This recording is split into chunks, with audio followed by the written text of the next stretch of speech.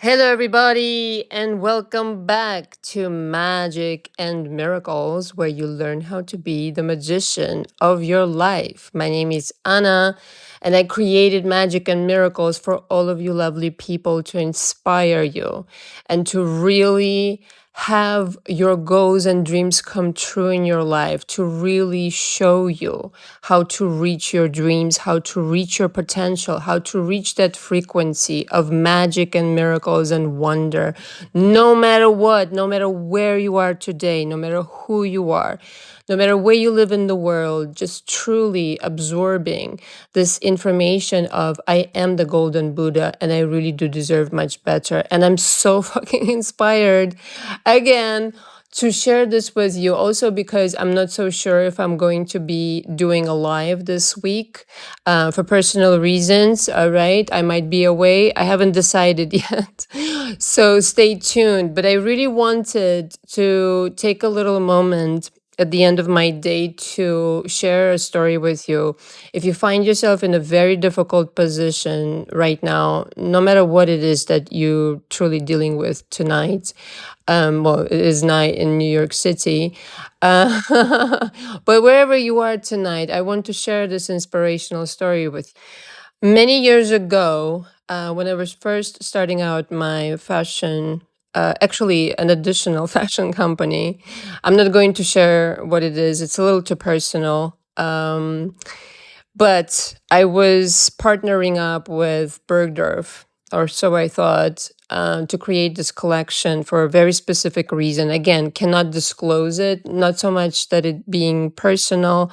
It's still kind of in the works, and I'm still working on it, believe it or not. And it's some things, in fashion, they just take a tremendous amount of time because you just want to do them right. And if I explained it to you, you would understand. But at the time, I was looking to partner up with a major store that would showcase the specific product for a specific reason. Okay, and it has to do with fashion. So I've said enough.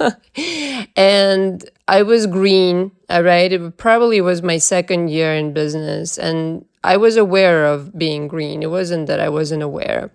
But I was stepping into this role and I really wanted to learn and soak up as much knowledge as possible. And I thought I came up with a brilliant idea, and it is a brilliant idea because some Bergdorf actually tried to do it without me afterwards and kind of failed miserably. Not for nothing, but true story. Again, cannot really show you images because I'm still working on it, but you would agree, trust me, you would. And so I was working on this idea for, months, investing money and this and that, and producing this prototypes, plural, that they came out magnificently, and met with a bunch of people at Bergdorf, first buyer, second buyer, third buyer, etc. Conversations like the entire spring and the entire summer. And I really thought this was going to be my big break, and it was going to set me up for life. And Bergdorf, everybody knows Bergdorf all around the world, etc. And I was downtown in the fashion district, shopping for fabrics. And of course, again, it's world famous, and that's my happy place. Whenever I get to go there, usually my assistant goes there, but that's just how it is now. I just don't have the time, unfortunately, to go there. But at the time, I was down there and shopping for fabrics and really feeling really happy. And I get this really upsetting email from one of the buyers, basically telling me after considering everything, they decided to not go for it. After kind of like, I felt like they were getting my hopes up, let's just say. And obviously, I was really upset. Obviously, I was really heartbroken. And I thought to myself, wow, this seems like it shouldn't be. Right? This seems like it seems like it should have worked for sure. And there was so much effort that went into it. And for a moment, I was really, really, really tempted to just, I don't know, just pull over, meaning I wasn't in the car or anything, but just kind of like pull over on the sidewalk and start crying. But what I reminded myself of is that, wait a minute, just wait a fucking minute. This is my dream. This is my passion. And I'm not fucking giving up for nobody and nothing on my passion. I'm in fact going to complete my kind of like trip to the fashion district and buy all the fabrics that I need and get inspired all over again. Whether with them or without them, I'm going to accomplish my dream. And I went to Mood Fabrics. I'm sure everybody knows what Mood Fabrics is. Again, world famous. Because I was on the phone with my then husband, my second husband. I'm like, can you believe this shit? And he's like, you strong. I mean, he was supportive of me in moments, especially when it came to, making money, because I paid all his bills and mine. So he was supportive, and I said, you know what? He's like, come home. I'm gonna, massage your feet, blah, blah, blah. I said, no, I'm not fucking coming home. I'm going to Mood Fabrics. I'm going to buy the fabrics and I'm going to completely revolutionize my fashion. I'm going to do this idea anyway. And like I said, I'm still working on it because it's too long to explain. There's a patent involved and blah, blah, blah. I didn't know that at the time. As I said, I was very green. And so I'm telling you this story, this whole long story, because whatever passion you have, whether that's SP, whether that's your day didn't go so great today, understand it's just one day. Understand you don't need anybody. You can create magic and miracles by yourself, out of your fucking genius, out of your pure energy. And this is why I stress so much that you should hold on to your dreams and goals and your manifestations for the dear life. If it's coming out of the purity of your heart, try and try and try and try again. Doesn't matter what it looks like. Doesn't matter if this person tells you no. Doesn't matter if this person doesn't seem like they want to do the right thing. People who obviously aren't on your team, it's obvious how they behave, the abusive ones, the toxic ones, etc. The non-well wishers, cut them out of your life. You don't need this fucking energy in your life.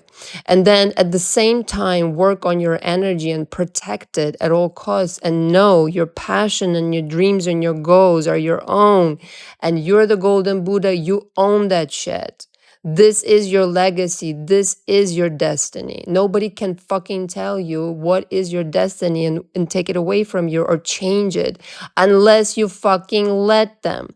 And again, lots of people in the manifestation community will talk you out of your dreams because they will make you feel horrible about you. And just there's a lot of toxicity going on, as you may know. I want you to stick to your guns and never forget what a genius you are and how much passion you actually hold in your heart. And you will find the people that are for you. You will find that crowd is really for you, and they will make you feel fucking amazing. And the people that you need to change their minds, change their attitudes, raise your frequency, and you will meet on the same frequency with the another version. I'm not talking about abuse. Again, this is separate. But maybe somebody told you no, change their mind. Now, in this case, it was obviously case closed because at that time, first of all, I wasn't really focused on the manifestation part of it. I was just, really learning about the business side of it. And that was what it was. The verdict actually turned out in my favor because Bergdorf was going to take like 60% of the sales. And that was not in my interest whatsoever. And this is another thing. When somebody shuts the door on you, understand that this is a blessing in disguise, because this project that I've been working on for like many, many years now, like, I don't know, over 10 years now, for sure, over 12 years actually, is going to be phenomenal at the end of the day. So this is the kind of like tunnel vision I'm talking about. You need to stick to your guns no matter what, because at the end of the journey, you will be rewarded. If one person tells you no, another will say hell yes. There's a crowd that belongs to you completely that will support you. There's a community that you belong in. There's a business you belong in. There's a partner that, the version of the partner that you belong with. Don't ever let anybody stop you from your dreams. You may have a day or so or a week or a month or a fucking year that is a complete disaster. Still doesn't matter. Do you remember your dream? Yes. Okay, dust it off. Maybe it's in the dust right now. It's collecting dust, your dream. Dust that dream off and start dreaming again, because suddenly out of nowhere somebody will show up and they will be for you. Suddenly you will get an inspiration to go somewhere, take a walk, this, that, and the other, and suddenly the answer will be presented to you. All you need right now is a second chance for your dream. All you need right now is to shoehorn yourself back into the timeline that you actually belong on. The timeline which contains the version of SP, the version of money, the version of your career, company, what have you, that has everything that you want, the community, etc., etc., etc. And I know this is kind of like maybe more for entrepreneurs, but this feeling with which I'm recording goes for absolutely everything. Doesn't matter how defeated you might feel right now. Doesn't matter how impossible it seems right now. It is fucking possible in another timeline with better circumstances, which if something didn't work out in the other timeline, doesn't mean that it's not going to work out in this timeline with better people, better versions of people, better versions of events. So this is why you should never stop. Raise your frequency. In the next moment, you will see a completely diametrically opposed timeline. And I talk about it all the time. Just today, I got like confirmation after confirmation after confirmation, things that were no and then became yes, no, yes, no, yes. So it's a journey. It's a constant journey in travel of parallel timelines, parallel realities. Know that every single moment you're supported by your squad, your spiritual team. And in the next moment, you will receive a yes if you just refuse the no's, refuse to listen to people who tell you your dreams are impossible. It's too late. You're in your 40s, you're in your 50s, blah, blah, blah, blah, blah. You know how many fucking people started their businesses, started their whole entire lives in their 40s, 50s, and 60s? I mean, Louise Hay, for one, is one person that I can, off the top of my head, that I can think of. Vera Wang started her designing the wedding gowns at 40 or 41 or something like that. Louise Hay again at 60 started her publishing company. There are myriads of these women and the men alike who revolutionized their life and said, no, I refuse to be a victim of the circumstances. I'm going to get my yes. I am going to get my dream. I'm going to get shit done, no matter how dark it seems right now, no matter how you may think you don't have the money, you don't have the SP, you don't have the love and admiration or maybe respect or the affection or this, that, and the other. It is not over until it's over. And you have the dream living within you. Trust that dream. Follow the inspiration, irregardless of what is happening right now. Pick yourself back up. Whatever your enjoyment is, whatever the thing that really inspires you, all right? Whether that's, again, bubble bath or incense or whatever silly thing that lifts your mood, do that something. You're shoehorning away from that timeline. All you need right now is to shoehorn yourself back into the golden Buddha status timeline. That's what you need to do. And it could be something really, really small. Start with small things. Again, I don't know your story. You know your story.